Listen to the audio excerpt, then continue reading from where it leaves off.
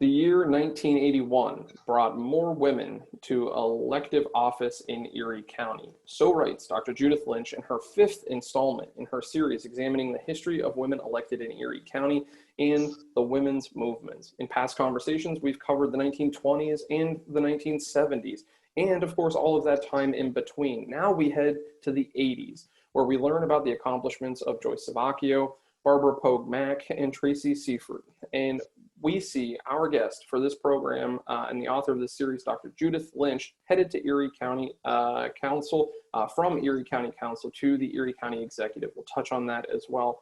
And that's what we're here to discuss in this conversation, those women, the times, and how they continue to be a changing, and the folks instrumental in that change, including women elected in Erie County, our guest here amongst them. Hello and welcome to the Jefferson Educational Society's digital programming. I'm Ben Speggen, and I'm the Vice President at the Jefferson, and I am a contributing editor at the Erie Reader. And in this conversation, the fifth part of Dr. Lynch's series, we'll be looking at the 1980s in city and county governments in Erie, Pennsylvania. Joining me for this conversation is JES Scholar in Residence, Dr. Judith Lynch, who's been writing about that history, covering Erie County's elected women. Her writings are available and free to download at jeserie.org. You'll also find the past installments of our conversations here as we work to unpack each one of those writings. Now, a bit about Dr. Lynch before we get started. She started her time at the JES as the first chair of the think tank's Board of Trustees and remains on that board today. She served as the inaugural director of the Jefferson Civic Leadership Academy in 2015 and was named the Jefferson's Decadian Scholar in 2018. Among her many accomplishments, she spent time in academia, serving as an associate professor of political science and history at Mercyhurst University, and prior taught at Allegheny College, where she was also a part of the Civic Engagement Institute there. She was a 5-term county executive in Erie. We'll get to that first term and that second in this conversation here. But before that, she was the first woman elected to Erie County's new county council and was instrumental in drafting the Erie County Home Rule Charter. Dr. Lynch also worked as an analyst for the CIA and taught 13 years at Villa Marie High School. She received her doctorate with distinction in political science in 2001 from the University of Pittsburgh and her master's degree in social studies from Gannon University. Her undergraduate degree, a bachelor's in history and political sciences from George Washington University. For those looking to read those first four installments or to get refreshed on them, please do visit our website, jeserie.org. There you'll also find the videos to stream on demand where Dr. Lynch and I discuss parts 1, 2, 3, and 4 of this series. And if you're joining us for the first time, rest assured you won't be lost if you haven't gotten to those writings or videos just yet, so stick with us, folks. Now, since this program is first airing live on the JES Facebook page, we'll work our way through as many questions from you, the viewers, as we can as we host this event. If you have a question, just leave it in the comment section below. If you're watching or listening to a later broadcast of this event, still send us your questions, your comments, and we'll get them along to Dr. Lynch. And of course, for more information about upcoming Jefferson Educational Society programs and publications, do visit that website, jeserie.org, and be sure to like us on Facebook, follow us on Twitter and Instagram, and subscribe to our YouTube channel. Dr. Judith Lynch, thank you for joining me for part 5 of our conversations. Well, it's my great pleasure, Ben, to be here and to talk to the community through this Zoom program. And it's certainly a unique experience, but I think we're starting to settle into this, and I really do enjoy them and enjoy the opportunity to talk to you about the writings. And I've started each one of these thanking you for what you're doing, because I think this is such a great service to the community to now have access to this information and have it put all into one place. You know, we've talked about the list of elected women in Erie, the city and the county being compiled perhaps for the first time, and getting to look at some of the names in history that perhaps did not get the attention at the time they deserved or our focus now, but now you are shining that light. And so I really do thank you for doing that. You're making sure our history is told and studied in full. So we are grateful for you, Dr. Lynch, doing that. I want to start with the person that you start with in part 5, Dr. Lynch. And you say, I think many Erieites might likely first remember Joyce Sabacchio for her tenure as mayor of the city of Erie. But before that, she got into elected office. She got her start on city council. But before city council, you tell us she was already active in her community. Tell us about that foundation that she was laying that then led to elected office. Well, Joyce was very active, but she also came from parents and a neighborhood that was politically very active. She was part of Little Italy. Her father ran a grocery store that was very prominent. And so she had already, in terms of her youth, a position in the community. She was well known. Now, she eventually became the vice principal of the Strong Vincent High School. And before that, of course, she graduated from Mercyhurst University. She was part of the Alumni Association. She served on all sorts of other organizations, and she generally rose to the position of president or vice president of those organizations. She was a very community involved individual, and I'm sure that that's a lot of what made her so successful as a political official. And we'll come back to Joyce Sabacchio in this conversation, but one of the other folks that we get to meet early, I want to talk about that, but she was amongst 4 people to take office for city council on 1982, on January 4th of 1982. But she was the first woman, and we'll get back to some of her political momentum moving after that, but she was the first woman. What did this mean in context? Because we've been leading up to this moment. She's the first now on city council. We've talked about other firsts. What did this mean in the bigger picture of women being elected to offices in Erie, now to have a woman on city council? Well, the complexion of city council changed with Joyce Sabacchio there. And I'm sure, although there were very handsome men, she certainly was a striking individual, a striking woman. And there was something else too that I think is very important. She kind of showed the way to other women, and she indicated by her own presence that it was possible for women to participate as elected officials in government at any level. And I think what's so remarkable about that is breaking through that glass ceiling, doing it at the early 80s, where you start this 5th installment, taking a look now at the 80s. And this is available on our website, jeserie.org. And also we email it out to folks. So if people are interested in joining that email list so that you can get this content delivered straight to your inbox, please do let us know and we'll get you pointed there. Now, I hinted at, Joyce is not the only one we're looking at this time. We take a look at the second election of Erie County Council. And in last installment, we did learn Erie County Council's new. We have the home rule charter. We move from a commissioner form of government where we have 3 commissioners to now the strong mayor form of government, a strong mayor type form of government with an executive, a county executive and a county council. We see another woman achieve office, Barbara Pogue Mack. But for those who may have missed earlier episodes or installments, do remind us about who broke through that glass ceiling first, because she's not the first woman to be elected to county council. Remind us of our history there, Judy. Well, it's difficult to talk about yourself, I think. But as you may remember, in 1974, we had the Home Rule Study Commission that was selected by the voters of Erie County. They studied the government of Erie County. They proposed a new Home Rule Charter. And of course, the County Council was the legislative body, and I was elected not only to the Home Rule Study Commission, but I was also elected to the First County Council, and I became chairman of the First County Council because upon their convening, there were a majority of Democrats, and Gary Bukowski nominated me as a Democrat to be chair of the First County Council. Dr. Lynch, I appreciate that. I feel like in each installment, I push just a little further to get you to talk about yourself. I always appreciate how humble you are of your achievements, but I think that that's so historically important that we get to hear about that. And we're learning it firsthand from you, an historian now looking back and telling us this story, but that you were there, and you were more than just there as an observer. You were an active participant in shaping this. I really appreciate that. Judy, I'm not going to push you any farther on it because I do want to get to Barbara Pogue Mack. One of the interesting things I learned in this latest installment is you point out that while she was a Republican, she actually won her seat as a Democrat. What happened there?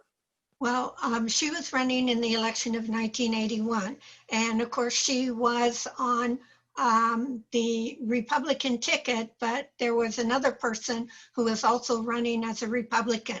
And when the final count was taken, she had won as a Democrat in the write-in. She had beat Eric Marshall, who had run against her. He was her Republican opponent in that county council election. So it's a very strange situation. But what was most interesting, because we are where we are in the democratic process here, in this particularly turbulent year, turbulent election that we're facing, is that the night of election, somehow or another, there were about 100 votes that they knew existed, 100 ballots that they could not find. And it was not until the Friday after the election, when they had the official tally, that they put the 100 votes in for Barbara Mack, and she won that election, I think by 30 votes or 34 votes. And when I was first reading this, when you sent it to us a couple of days ago, Dr. Lynch, I couldn't help but think, is this foreboding of what's happening right now? Here we sit on Wednesday, November 4th, of course, having had election day, Tuesday, November 3rd. And, you know, while we've always gone to bed not knowing the official results as we wait for states to count the ballots and to verify them, we don't know the outcome of the election yet because we're still working on processing the ballots. And I couldn't help but think of that in context of this time. And I'm glad that you pointed that out. Looking back now on Mack and Savocchio and what you observed then, and now that nearly 40 years has passed, what led to their victories at the time? What would you credit their victories to? Well, Barbara Mack had served on the city council of Corey. She was well known in Corey for a lot of different reasons. And Joyce, of course, had a tremendous background in terms of community involvement. So both of them came to the position of elected officials with being well known within their community. And I think that that's also something that was a credit not only to them, but responsible for their actual success. Now, I think too that both of them were not only had those credentials, but were highly regarded in their community. I know Joyce certainly was, and I believe that Barbara was, and that was sufficient for her to win in that election, that primary election. And I think that was a tremendous, really, accomplishment on her part. So a well-known name at that era of Erie politics we find here in this fifth installment, and that's Lou Tullio. You mentioned that the election of 1981 was defined and publicly highlighted by the fact that Tullio was seeking his fifth term bid. I think it's important just to note that for somebody who is more focused on Erie politics today than Erie politics yesterday, we haven't always had term limits. We do now. Mayors can run for 3-4-year terms in the city of Erie, and that's it. Prior, we hadn't, and we see Lou Tullio make his bid for his fifth term. What's critical to observe there in 1981 with Tullio doing that? Well, what's interesting to me, because I kind of lived through this era, is to know that he ran against Mario Bagnoni. And there was such enmity between the two. They were both Democrats. So this is the Democratic primary. When it came to his Republican opponent in that election of 1981, there was just no question of who would be the winner. Tullio, the Democrat, would win. But in the Democratic primary, he was against a very high-level, outspoken, well-known individual, Mario Bagnoni, who had his own following. And of course, Tullio was eventually victorious. He won that election. And that's something we still see today, that there's still a Democratic stronghold in the city of Erie. The voter registration edge is nearly 3-1, making paths to victory for Republicans quite challenging in the city of Erie just by the numbers alone. So it's not terribly uncommon to see more emphasis during a primary election amongst the Democratic candidates. But here we had, I think, two. At least as I look back upon them, not having lived through that era and not been in Erie, two celebrity figures, or at least, near mythological figures I hear about in Erie politics when we're talking about Lou Tullio and Mario Bagnoni. You write that not only did that election happen in 1981, and I promise not to push you more about breaking the glass ceiling on county council, but I'm going to push a little bit here. Dr. Lynch, Erie elects its second county executive. That's you. Yes. First, you were serving the first district of county council as the first woman elected. Why did you make the decision to jump from the legislative body, the county executive, the county council, over to county executive? Why did you want to run for that? Well, probably the first reason would be that Russell Robinson, who was our first county executive, made a decision not to run. So there was a whole kind of quandary of who was going to be running for that particular position. Having served as a chairman of county council, having been very much involved with the Home Rule Study Commission, with the new charter, with all of the foundation of the new form of government, I had become pretty obsessed with the county. It was my heart and soul, and I decided to run for county executive. And so I'll push just a little bit more, Judy. Tell us about your campaign. What did that look like? What were you experiencing in that race that perhaps you learned through your races for county council? What was new? What was different? What were you experiencing then? Well, there are couple of issues that I tried to make sure that the voters of Erie County realized what had been accomplished and how much had been already been completed in terms of the Home Rule Study Commission, but how much more that there was to do. And so I really put this list out in front of them and said, hey, who better could do this than somebody who has been there from the beginning? And so then I decided, and this is my promotion, to at least inform members of the community and voters that I believe that I could do the job.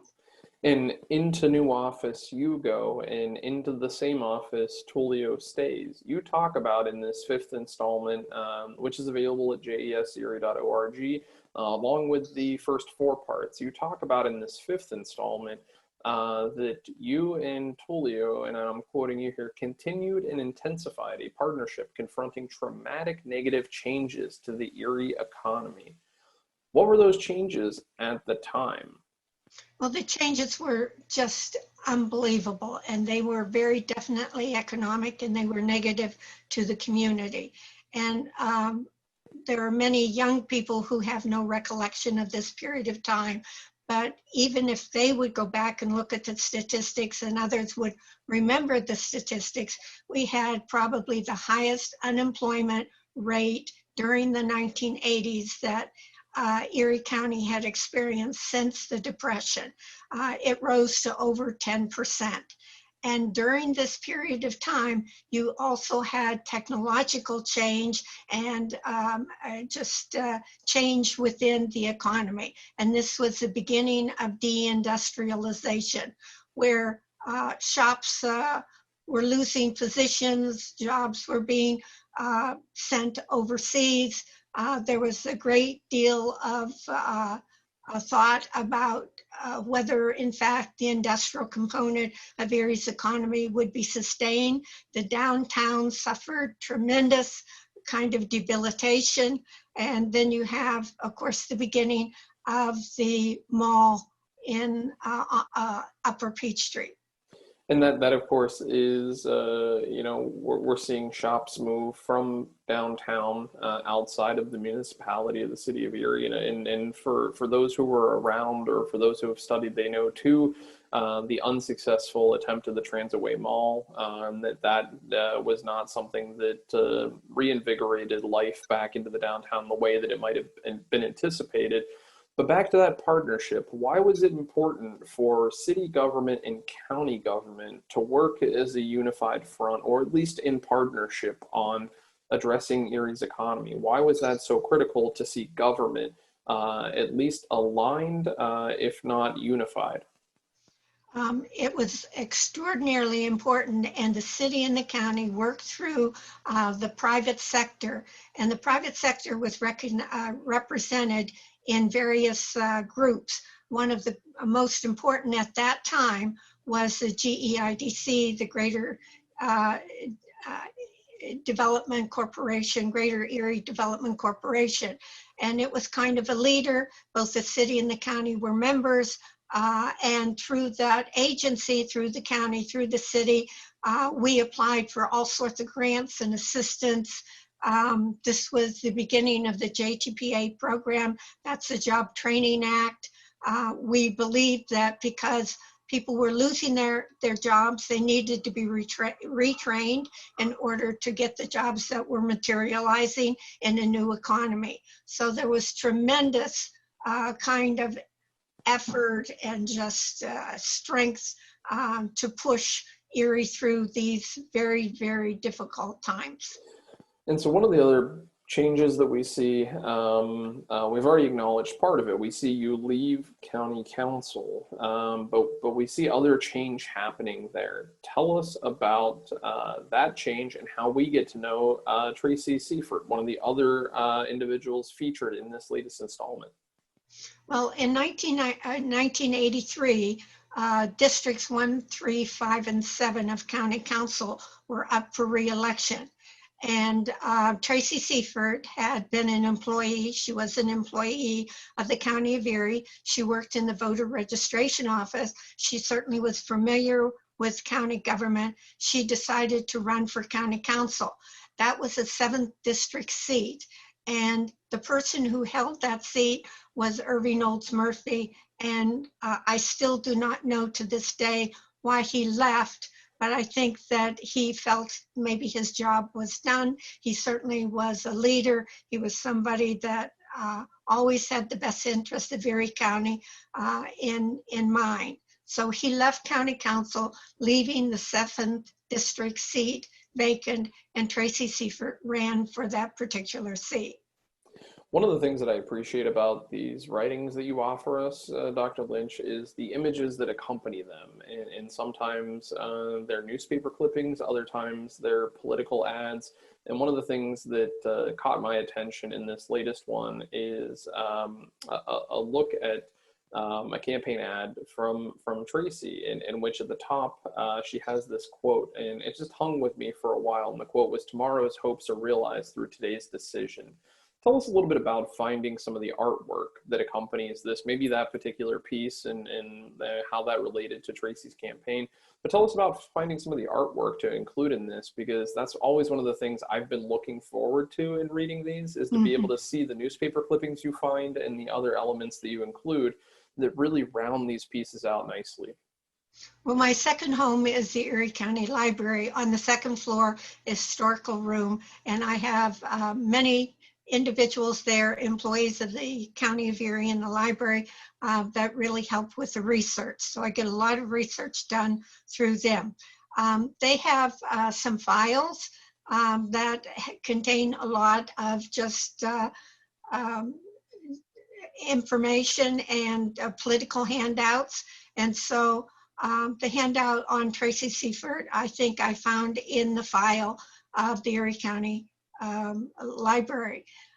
However, Tracy, as probably many people who might listen to this, did not have a very happy political career. She had a great political career in that she left city council. Eventually, she became a member of the state reps she representatives, but she, as the year 2000 approached, became quite distressed and probably disturbed, believing that there would be some sort of cataclysmic mishap that would happen. And as a result, maybe she did some things, later was held accountable and had to spend some time in jail. But she was a tremendous individual. I really think that the 2000 period of time in her life, when she looked at what could possibly happen with the change of the centuries, was something that was more mental and should have been treated in a different way. And I think it's stories like that, Judy, that remind me of the humanity of politics, that these are real people running for real offices. And, you know, and I'm not trying to say in any way that, you know, being dismissive of any sort of actions or saying that, you know, what is wrong is not wrong, but people are not perfect. And No. when we see them in public office, we see a lot of them. That's one of the things that comes with the territory, is the community is then fixed on that person. And so it's anecdotes like that and stories like that that remind me of the humanity of all of this. These are real people struggling with real issues. And I think that's, you know, that's where that takes me. We're still looking, though, in the mid 80s. And I'm going to try to promise, Judy, this is the last time. I'll push you a little bit. But in the mid 80s, we do get your announcement that you're going to seek re-election for county executive. You stressed your fiscal record. Earlier, we talked about the enormous challenges that the county was facing when it came to unemployment and its economic future. I don't know if I'd use the B word and call it bleak, but it was not looking great at the time. There were enormous challenges. You run on your fiscal record. Tell us about that for your reelection bid. Well, when Russell Robinson left his position as county executive, there was a deficit of $2.7 million. And this was discovered, of course, by our auditors. So it's clear that that deficit existed, and the question is what could we do about it? And so that's one of the first things as county executive we tackled, and we made some very difficult decisions. We cut some staff, and we also cut some services. Now, this was a period of time when the county said, okay, what is it? What is the county of Erie required to do? Remember, the county is actually a vehicle or a representation of the state on the local level. And the state is what tells the county what services it needs to provide. For instance, we're experiencing right now the election services. All of those election services are required by the state of Pennsylvania. So there were certain things that the county had decided to do for the community that were not required by the state. One is to provide parks. And so we made the decision of taking each one of those parks and offering it to the municipality in which it existed, and to see if the municipality would take on the ownership and the responsibility for the park.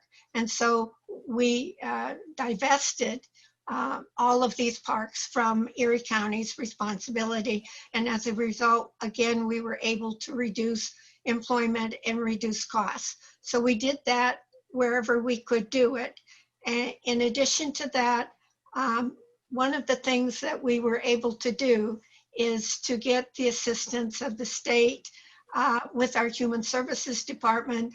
They forgave a debt that I don't know whether it was legally or what it owed by the county, but it was over $1 million. And the county's human services grew as a result of that.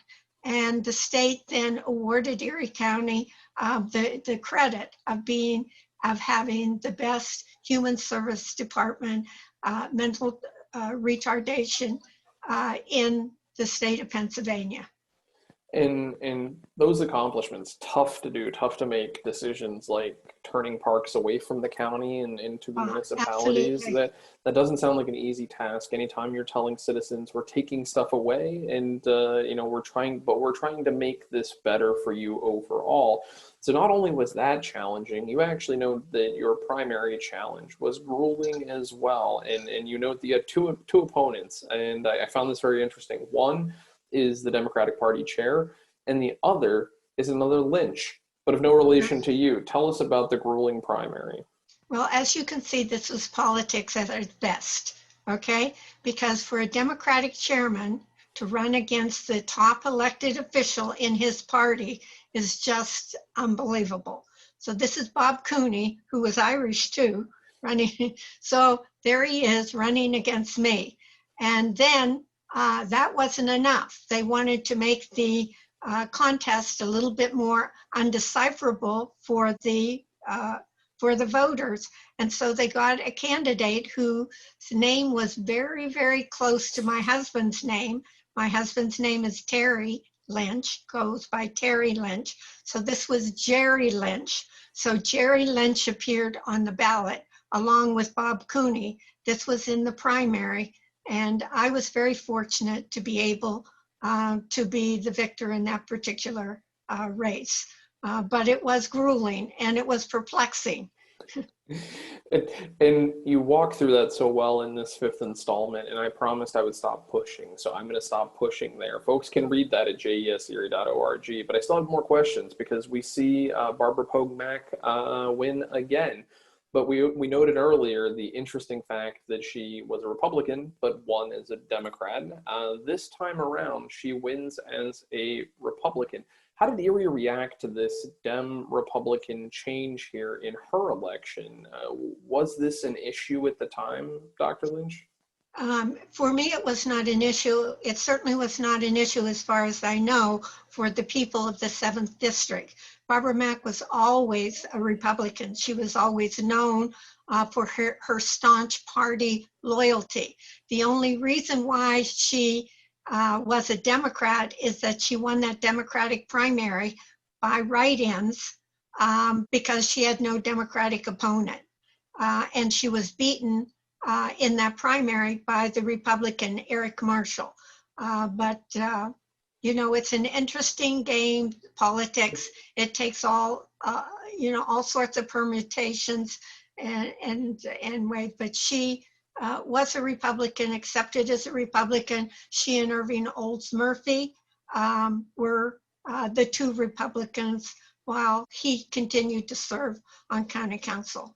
And it's almost as if we see that wrinkle unwrinkled as she is elected under her own party's banner when she runs for re-election. At least that's one of the takeaways I have. One of the things we talked about earlier, Dr. Lynch, was I asked you the question, what did it mean to Erie in the broader sense when we saw Joyce Sabacchio elected to city council, first woman elected to city council? Here we see in 85, she mounts a re-election bid. And in the primary, we see her lead the vote count. And then in the general election in November, we see her lead the vote count again. What did this signal? What did the community take from this? That you see a woman leading on a multiple candidate ballot, and you see Joyce accomplishing that in 85. What did that signal? Well, first of all, when she's first elected, I think the community was highly elated, at least the community that I had a lot of contact with. They saw Joyce Sabacchio take her position as a member of city council. She was not a retiring member of city council. She spoke her mind. She was a leader from the beginning. She certainly, I think during the 4 years, her first time on city council, she certainly studied the government, the issues. She knew what she was talking about. So when she ran for the second time, there was just no question who was going to get the highest vote total, and that was Joyce Sabacchio. She was highly regarded by the people of the city of Erie. So there's much more to come in this series because this isn't the end. We can't stop in the 1980s, and we see familiar names continuing on, and certainly we'll encounter new names in that process. But Dr. Judith Lynch, as we look back, on this particular installment, the fifth in your series, at the end, you write the 80s had become a hallmark for women elected officials. What are the biggest takeaways right now in the 80s as we're observing women being elected to office? What do we take away here? Well, we see more women being elected to office, but it wasn't as if women were equal in number to men. Okay, so we see Barbara Mack, we see Tracy Seifert, we see Joyce Sabacchio, we see me elected to positions in elected government. However, that's not a large number, but it is the largest number in the history of Erie County up to that point in time. But I end the segment with, hey, but the 1980s ended with the year 1989. And if you look at the Erie Times article on the elections of 1989, you will see what they do in their headline. They call it the Year of the Woman. And I can't wait to discuss that with you in our next installment or future installments as we build this out and we continue to follow that, because we do see big movement. One of the familiar names we've just talked about, Joyce Sabacchio, we see her make a transition as well. We see you continuing in office, and we see so much more.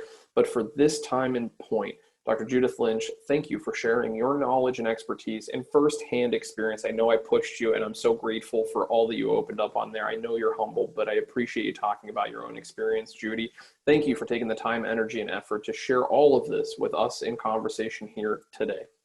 Oh, thank you, Ben. Thank you for putting the Jefferson muscle into this particular subject. It needs to be told. It absolutely does. And you're helping us study and learn our history in full. And so we are so grateful for that. And of course, we're grateful to all of you watching or listening along at home. If you're tuning in real time for this live broadcast, or you're watching on demand video or listening to on demand audio afterwards. And of course, folks, to read Dr. Lynch's series on elected women that we discussed here today, head over to the Jefferson Educational Society website, jeserie.org. You're also going to find other reports by her, 1, 2, 3, 4 parts of this series before this fifth. You'll get a chance to get caught up there.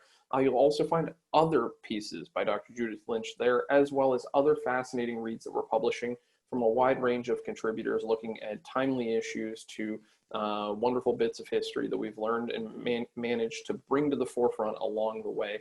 And you'll also find more information about both upcoming and past Jefferson Educational Society programs, things to put on your calendar, things that you can stream on demand and enjoy now. And of course, if you want to connect with us on any one of our social platforms, be sure to like us on Facebook, follow us on Twitter and Instagram, and subscribe to our YouTube channel. For the Jefferson Educational Society, I'm Ben Speggen. Be safe, be sound, and thanks for listening and learning with us.